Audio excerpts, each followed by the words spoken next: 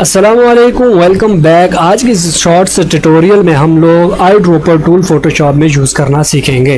तो eye dropper tool का function है, आई ड्रॉपर टूल ये वाला है, यहाँ से आप सेलेक्ट करेंगे। इसका मकसद होता है किसी भी इमेज में से कोई भी कलर लेना।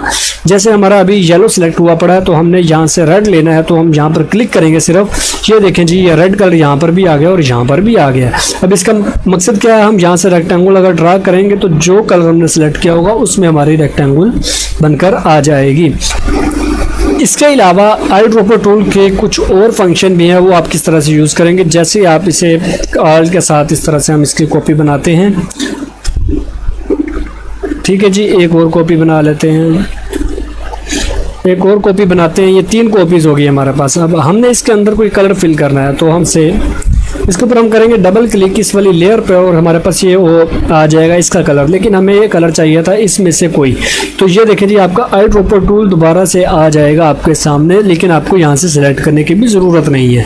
जैसे आप इसके ऊपर डबल क्लिक करेंगे तो आपका आई ड्रॉपर टूल या इसे कलर पिकर भी आप बोल सकते हैं, वो आपने यहाँ से करना है सिलेक्ट। यहाँ से आपने कोई भी कलर सेलेक्ट करना है, जो कलर सेलेक्ट करेंगे वो इसमें फिल हो जाएगा। जैसे मैं ब्लैक कर लेता हूँ, ये ब्लैक हो गया। ठीक है जी, इसी तरह आप वाइट कर सकते हैं, रेड कर सकते हैं, कोई भी कलर किसी भी इमेज में से आप लेने के लिए ये टूल इस्तेमाल करते हैं।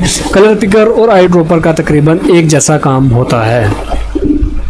तो उम्मीद करता हूँ कि आपको आई ड्रॉपर टूल की समझ आ चुकी होगी और कलर पिकर के बारे में भी आपको मालूम हो गया होगा। तो मिलते हैं नेक्स्ट वीडियो में। टेक केयर, अल्लाह हाफिज़।